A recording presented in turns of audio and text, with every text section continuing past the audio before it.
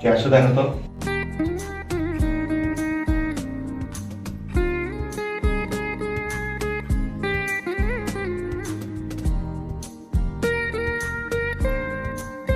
সালামু আলাইকুম। ওয়ালাইকুম আসসালাম ভাইয়া, কেমন আছেন? আলহামদুলিল্লাহ ভালো। জয় কি বাসায় আছে? জি আছে। ওনার কথা আর বলিয়েন না। কি হয়েছে কে জানে, উনি সারাদিন শুধু টেনশন করে। আপনি গিয়ে একটু দেখেন।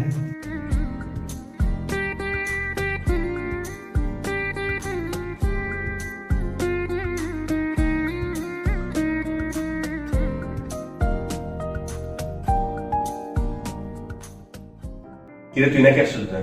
হ্যাঁ, না আসি কি করতাম আর?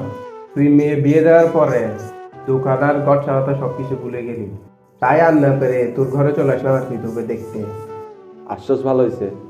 আর হ্যাঁ, বাবি থেকে শুনলাম তুই নাকি কি নিয়ে টেনশন করতেছস। দুঃখের কথা আর কি বলতাম তোরে, সারা জীবন যা টাকা ইনকাম করলাম তাই এই ঘর আর মেয়ের বিয়েতেই শেষ। আর এখন ব্যবসার পরিস্থিতি অনেক খারাপ, যা টাকা ইনকাম হয় তা দিয়ে আমাদের ঘর চলতেই হিমশিম খাই। তার মধ্যে তোর থেকে 15,000 টাকা ধার নিয়ে মেয়ে শ্বশুর বাড়িতে ইফতার দিলাম। আমার এই সামান্য টাকার জন্য তোর টেনশন করা লাগে? টেনশন তোর টাকা নিয়ে না, একটু আগে মেয়ে কল দিছিল।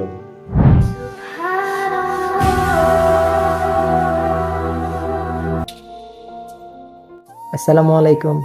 বাবা কেমন আছেন? হ্যাঁ মা ভালো, তুই কেমন আছিস? আছি বাবা, ভালো। এভাবে কেন বলতেছস? কোনো সমস্যা হয়েছে? আমার ফুফি শাশুড়ি বলছে এবার ইফতারি নাকি একটু কম হয়েছে।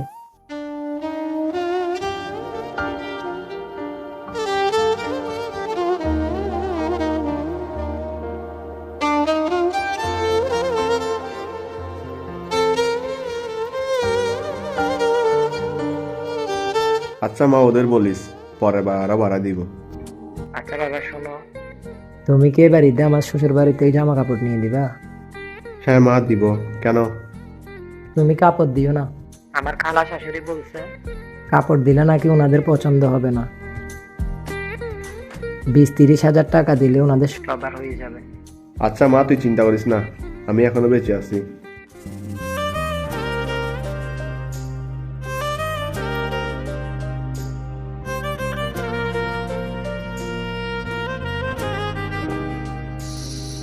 আচ্ছা মা, ভালো থাকিস।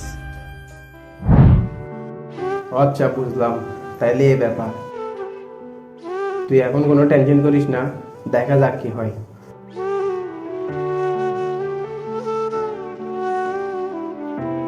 কিরে তুই কেন আসছস?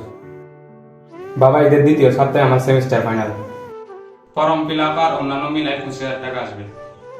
আমার টিউশনির কিছু টাকা আছে, তুমি 15,000 টাকা দিলে হবে।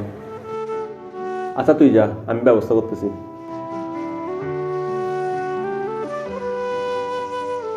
দেখ নতুন টেনশন। দেখলাম। আচ্ছা থাক, এত টেনশন করিস না, আমি আজকে আসি।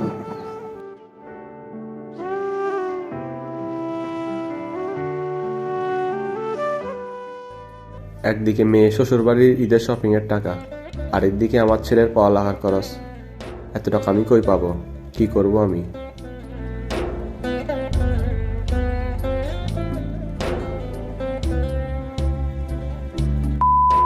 হ্যাঁ, এভাবেই প্রতিনিয়ত আমরা হারাচ্ছি আমাদের প্রিয় বাবাদের। একজন মধ্যবিত্ত পরিবারের বাবা জানে তার মেয়ের শ্বশুর বাড়িতে এসব দেওয়া তার জন্য কতটা কঠিন। আবার আমরা এমনও শুনছি মেয়ের শ্বশুর বাড়িতে এসব না দিলে নাকি মেয়ের শ্বশুর বাড়িতে মেয়ের দাম থাকে না। আমাদের সমাজের এই কুপ্রচলন কি পরিবর্তন হবে না? হচ্ছে না বা কেন?